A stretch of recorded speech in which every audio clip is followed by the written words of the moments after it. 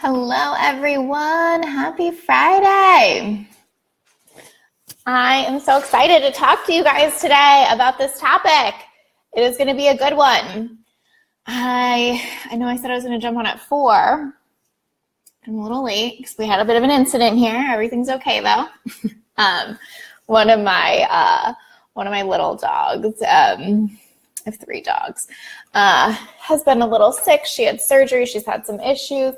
And she's had to go back to the vet a couple times this week to deal with them. And so anyway, my dad was kind enough to take her this afternoon, but I also have her sister. So they were born in the same litter, and her sister has been like running around the house, crying, scratching at the front door, like freaking out that she's not here. It's so sad. So I was trying to like calm her down enough that I could get on live stream without y'all hearing her cry incessantly in the background. So I'm super excited to be here. I'm super excited to talk to you guys about this. So I went to an event here in Clearwater for Mike Dooley on Wednesday night. And the event was actually a fundraiser to raise money for Puerto Rico. So that was awesome.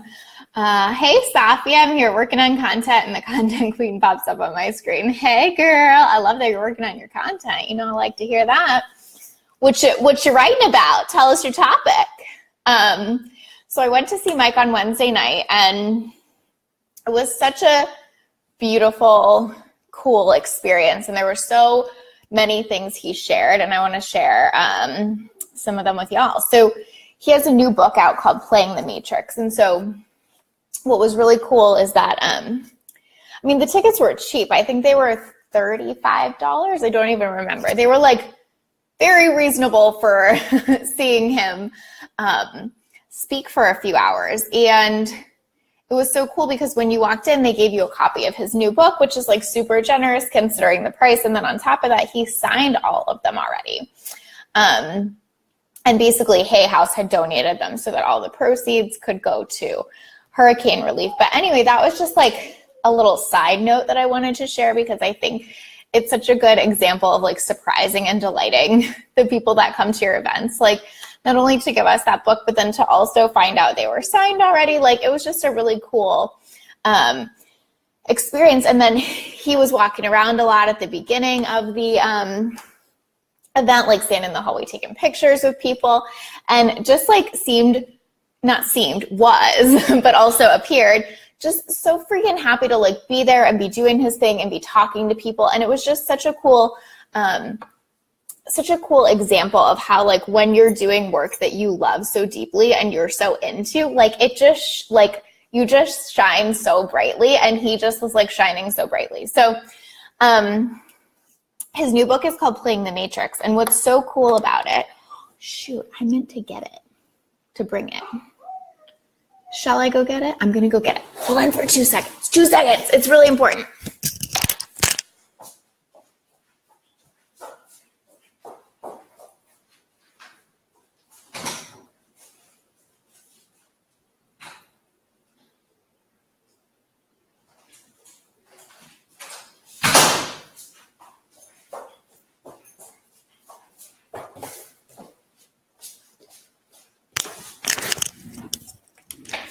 Okay, I'm glad you guys waited. Thank you.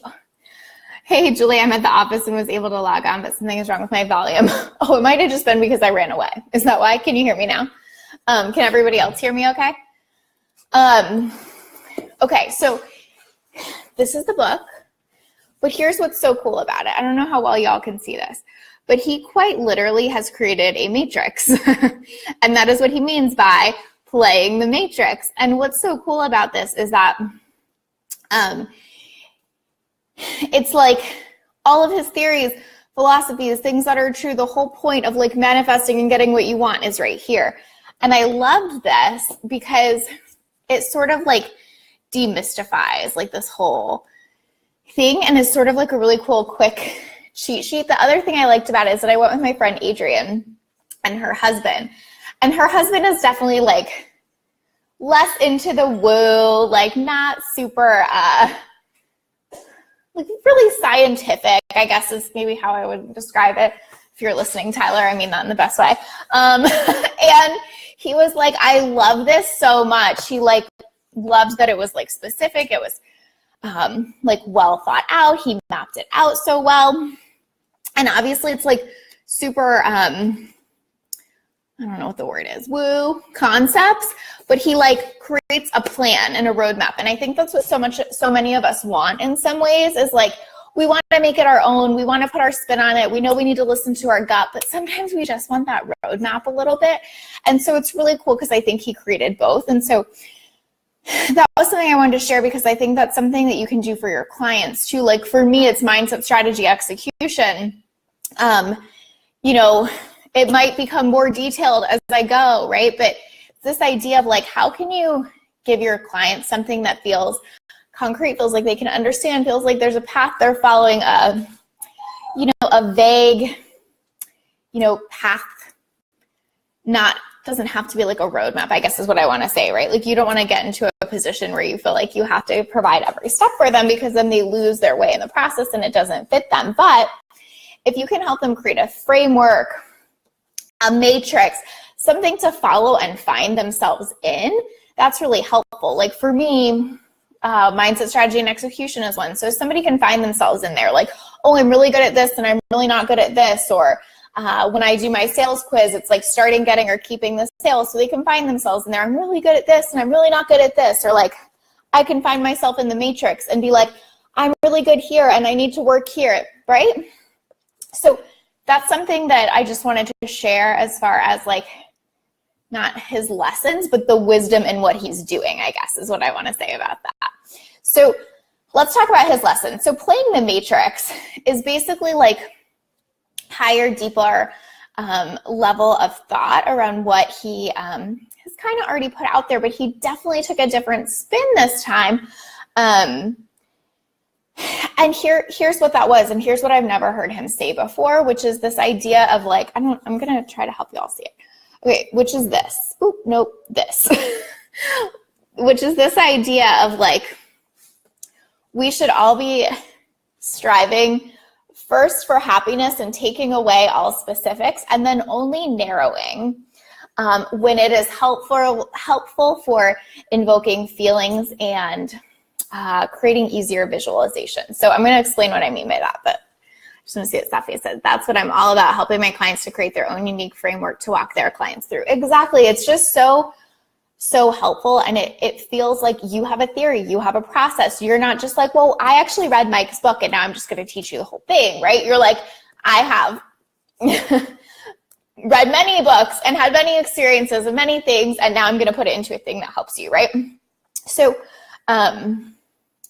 Julie, yes, I think that I'm going to say that we should do it for Happy Thoughts Book Club, because I'm really loving it so far. I hadn't read it before I went, because obviously that's when I got it, but it's really good so far. So the whole idea of happiness was really cool. What he talked about was like, we should all be trying in our manifestations and our asks to the universe, like we should be asking for happiness. We should be trying to manifest happiness.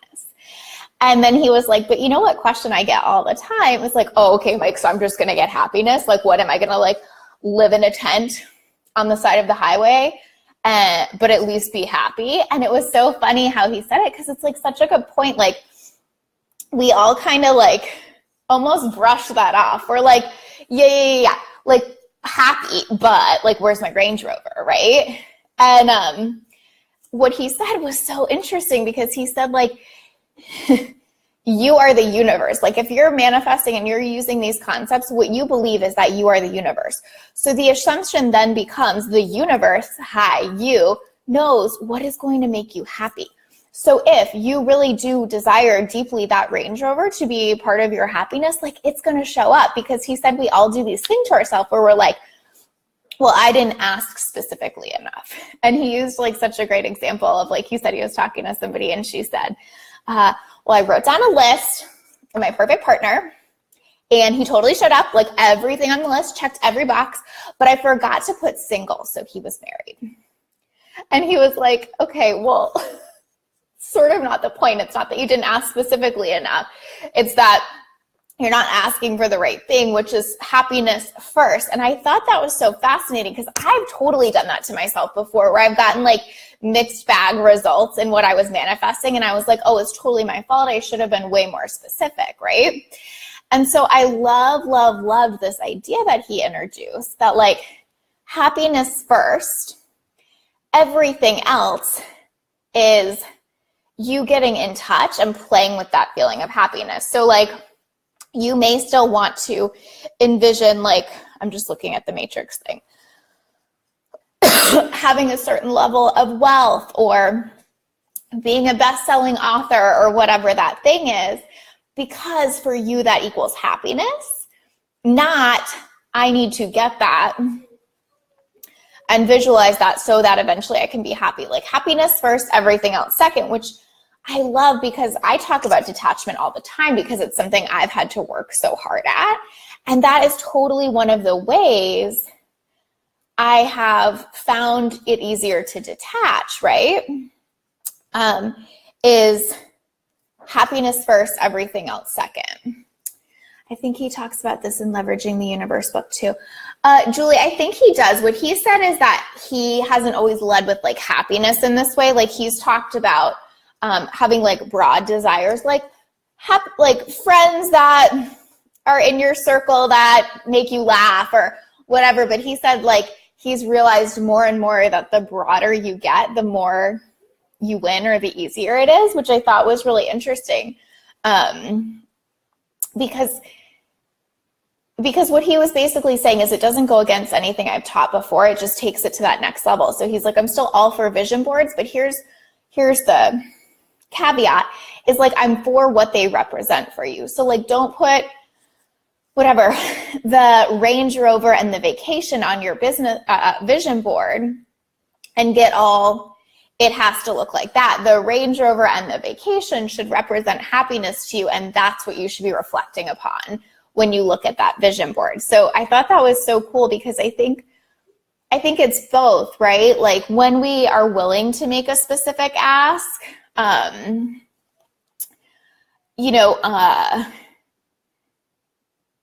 sorry, my dad has my dog at the vet and he was just asking a quick question. So when we're willing to make a specific ask, like I think it supports us in naming what we want, because sometimes we don't do that enough. I know a lot of my clients, that's a struggle for them, is like actually being willing to name what we want. But what he's saying is like happiness first and then name things under it that you can be unattached to, as long as you stay super attached to this high level thing. So what else do I want to say about that? Oh, I loved that too, because there was so much like practicality in that. So, he still said like, write a, letter to the universe, write down what you want on a list, make a vision board, do all those things, right? But do them with the attachment to happiness and with the detachment from all of the specifics around it, right? The happiness is the ask, and then the how to get there is like, do you guys see my kitten in the background? The how to get there is like his point about the cursed hows that make that happiness. Then how does that make that happen? I think I get what you're saying, Kara. Like, is it this idea of like that gets in the way of the how? And kind of, yeah, definitely. But like what he's saying and what I really liked so much about that is this idea of like, if we are the universe, which we are assuming, if we are manifesting in this way, then the universe should know what will make us happy. So though we can be specific and we should be in touch with our desires, like we don't have to worry so much about getting so specific that we make the list and write that he's also single, because the universe knows, right? Thank you, Rita. I know, Safia. I basically have a zoo. I have 3 dogs and a cat. It's fucking bananas over here. Thank you, Rita. Her name is Brooklyn. She's so sweet. Debbie says it's like if then statements back in high school math. Many people think that if X, then Y, like if when I make lots of money, blah, blah, blah, then I'll be happy, right? I can get all these things that I want. So backwards, right? Manifest happiness first, everything else will fall into place. Exactly. So I just loved that concept so much because I think it just creates so much space and less pressure for us. And like, I think it helps detachment so much. So I went, like I said, with my friend Adrienne, and I was saying to her, do you remember a long time ago when we used to talk about like getting clients or this or that? And I would say to her like, oh, I can totally control how many clients I get. And she's like, well, but you really can't control it. And I'd be like, yes, I can. Because I was so like still stuck on this edge of like, I can control and manifest what I want. And to a certain extent I did, and that worked out really well. But the more I've gotten detached, the quicker I manifest things, like the faster things show up for me. So I work detachment like every single day. And that was a huge part of this for him, was talking about detachment, which is always a big piece of his message, right? Belinda, it's good to put things out there, but it's also important to understand that there may be a better way to happiness and fulfillment than we can imagine. Exactly. That's what he was kind of saying too. He said that I'm more in being a Broadway performer, but I'm so happy in the way life has carved out for me. Yeah, so he was talking about how like there are some dreams that will never come true for you, which was so funny because he was like, that's probably not the most inspirational thing I've ever said, right? Like, sorry guys, there are some dreams that'll never come true for you. But what he was saying is like, that's okay. Like you may never be the Broadway performer or like the Olympic medalist or whatever, right? But like, if you're that attached to that, like, that's where you ruin it. If you are never going to be that, but you're really attached to happiness, this whole path that you could have never even thought of will come your way, right? Hey, Maggie. Oh, I hope you're having the best time. I'm so excited for you. What do you mean by detachment? So, Heather, detachment is sort of like, I always think of like what Gabrielle Bernstein says about it, which is this or something better. So it's like, for me, detachment is like totally being locked in and knowing what I want, but being totally willing for that to show up any way that still gives me the outcome I desire, which happiness, abundance, whatever, right? So like, instead of being like, I must have 7 clients tomorrow, kind of being like, I deeply believe that I am meant to do this work and I really would love to have 7 clients and I'm available for however that shows up, this or something better. Like, so it's sort of this, like, I'm willing to name what I want, but I'm also willing for it to show up in an infinite number of ways. I'm willing to be patient for it. I'm willing for happiness to come with it, right? So I work on that a lot because I'm kind of like a recovering, no, not kind of, I'm definitely a recovering / occasionally current control freak. Which means I want to control everything. Like if I want abundance, let's say, I have a tendency to want to control how that looks. So like it has to look like 7 clients in this way at this time, this specific person, whatever. And detachment is more like, I desire 7 clients. I'm willing for that to show up in any possible way. Or like I desire abundance. I'm willing for that to show up in any possible way. And I'm like sort of available for the journey. So the other thing he said was, hey, Yasmin, nice to see you. No problem, Julie. It was good to see you too, girl. So the other thing he was talking about was notes from the universe. So you guys know I probably posted them in this group like all the time. I freaking love notes from the universe. So he was saying that like the first year he did them, they were actually notes from Mike. And nobody really liked them all that much, which I thought was hysterical. Oh, I love all these hearts, you guys. Thank you. It makes my heart happy. Nobody really liked them all that much, and he got like a lot of unsubscribes, and he said that his unsubscribes were moving faster than his subscribes, and that he would wake up in the middle of the night and be like, I should write these from the universe.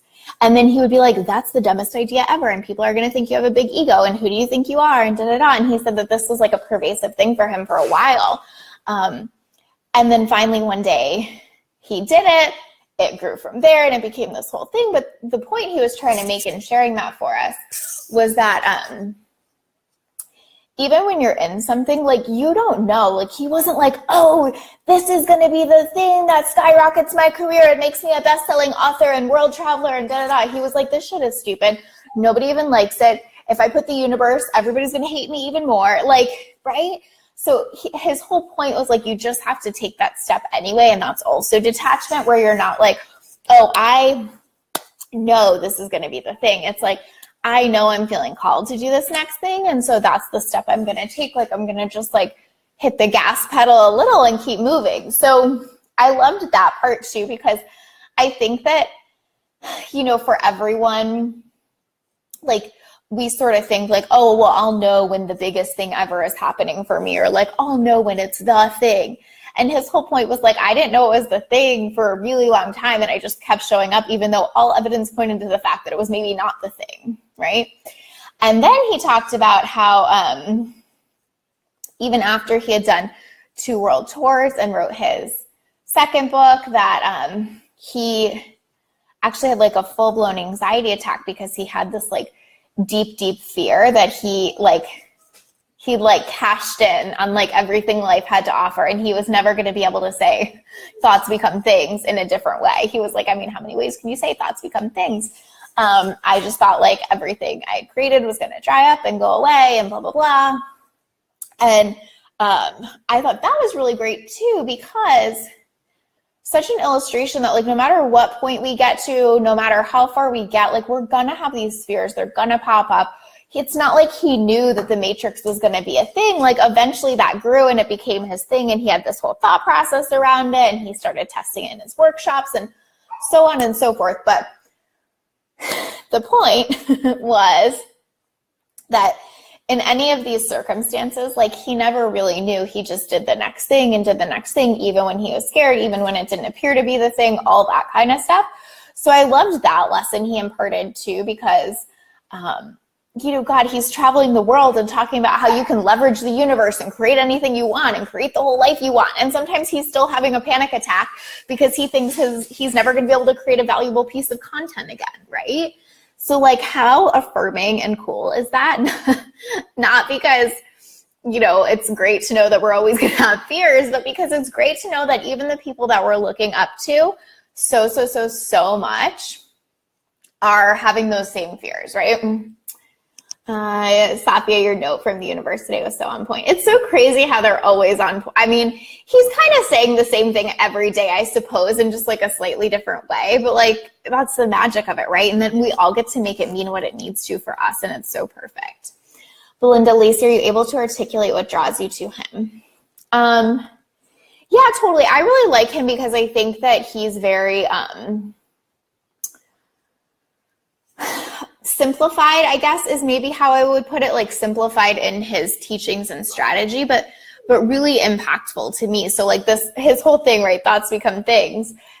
It like is so simplified and really says it all. And I'm always attracted to like really simplistic teachings. Like that's why I love this matrix thing, because it's simple, it's laid out, it's there. And I really think like whatever that quote is, something about like, if you can't explain it simply, you don't know it well enough, or whatever that is. But I think he has that down. Like those daily notes from the universe, for example, they're so simple.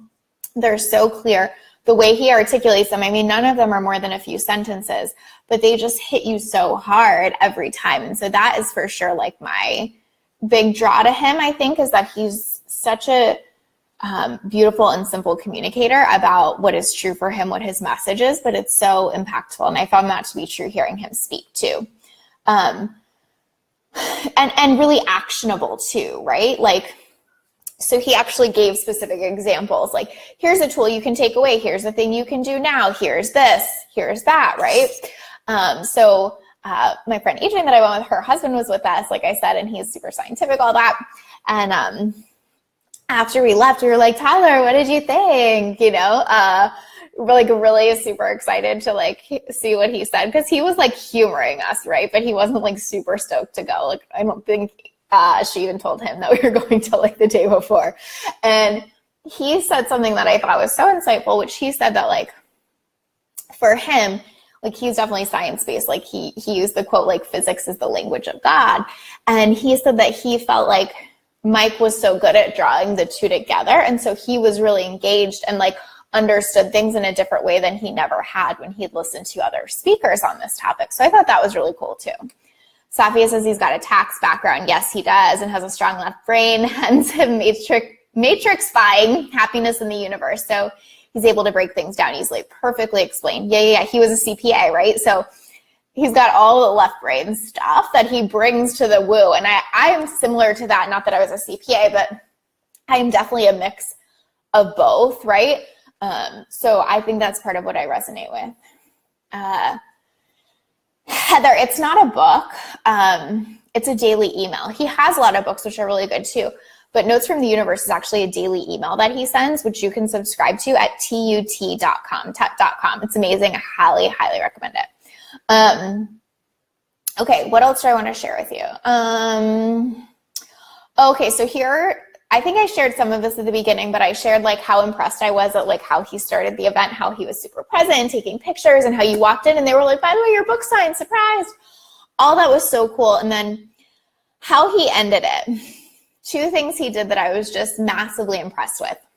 One is he ended like right on the dot, like right when the time was supposed to be up is when he ended. But a lot of people wanted to ask questions. So he was like so casual about it. And he was like, oh, I could stay. Let's stay for questions. And like just so chill and so kind and so willing to over deliver. And I mean, questions lasted for maybe 10, 15 minutes, but like it was such a good example of like, you can do something that feels like such a profound over delivery in such a small amount of time. Like just the fact that he was like, no, guys, I have time. I want to stay here and talk to you. I thought was just so beautiful and like such an example of like what you can do in your business. Like, could you do that on a webinar? Could you do that on a client call if you really want to over deliver that day, or they really need something specific on a live stream, whatever it is. Like there's a way when you say to your people, no, I have time for you. It feels so amazing, right? So that was one way. And then the second way was that he had already signed the books, like I said. So like major over delivery. But after he did the questions, he said, and if anybody wants to stay to make sure theirs is personalized, like I'm happy to write you a personal message in there. Like, again, how cool, right? He has already gotten our money. He's already delivered a phenomenal talk. We've already got the book. We don't need to go out and buy it. Like, he was just trying to deliver a beautiful experience. Like, there was no upsell for him, right? Like, he wasn't like, come up to my table and let me talk to you about signing up for my mastermind while I personalize your book or what the fuck ever, right? He literally was just like, how can I serve you? Oh, I can serve you by answering more questions. I can serve you by personalizing this. So I loved that so much. And I think that that's just such an example of like, when we grow, there are always, always, always ways to really serve. And like, for example, Adrian and I were like, oh, we're not going to stay. Like, he doesn't need to personalize our stuff. Like, he just like over delivered so massively. So like we didn't even take him up on it. And we were still so impressed by him doing that. Right. So I think that's just a cool lesson, cool example that like, no matter what, you can always over deliver to your audience. And here's the thing, because he did that, I just did a friggin' 30-minute live stream about how amazing he is and about how you all should go get his book and all of that. So like that was such a good example to me of how like when you serve your audience well, they will market for you. They will do all the work for you, right? Like I bet 10 of you that watch this at least are going to go buy his book because it's good and you should, right? Like, so by him doing that, I didn't even stay and get that, personalization, but just by him offering that, like I'm here doing this, talking to you about it, you're going to buy his book anyway. So like, think about how you can create that in your audience too. Like, how can you over deliver in a way where they want to share your message for you? Because that is when you win so big, like so big. Maggie, I don't know if you're still on here, but Maggie is such a good example of this. Like I've been obsessed with Esther Perel lately. I'm so sure you guys have heard me talk about her. I've been talking about her basically to anyone who would listen to me. And I introduced Maggie to her, and Maggie is now at her event in New York City, which I hope you're having the best time, and I'm so excited you're there. But again, another really good example. Like I've never paid her a dime. Well, I guess that's not true because I just bought her book really recently. But in general, I've never paid this woman a dime. I've just been telling everybody her podcast is amazing, like her free podcast. It's called Where Do We Begin? And now, like someone that I recommended is like at her in-person event, flew to New York from Florida to see her. So that was what was just so cool and such a good takeaway, is that if you do these things and if you do them well, people will show up for you, people will promote for you, people will share for you, people will talk about it. If you don't, like I might be here, like if he hadn't, I might have been here being like, well, the whole thing was really a pitch and he didn't really deliver a lot of value, and like, he don't even really talk about the book. Like he didn't give us a copy. I don't know if I'm going to buy it. Like maybe I'd be using it as like a negative marketing lesson, right? I mean, probably wouldn't bash Mike Dooley on live stream, but you know what I'm saying. So use that example, or think about that example when you're delivering to your clients, because such a small thing like staying 10 minutes for questions or whatever can go such a long way. Other lesson, think about happiness. Know that you are the universe. And so you don't have to be so ridiculously specific, because it knows what will make you happy. I just loved that. That was the thing I had never really heard him say.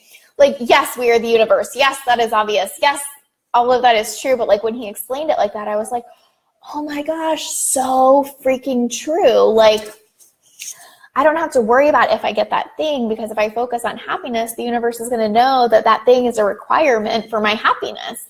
But it's going to have a whole fuck ton of other ways to be able to bring it to me, right?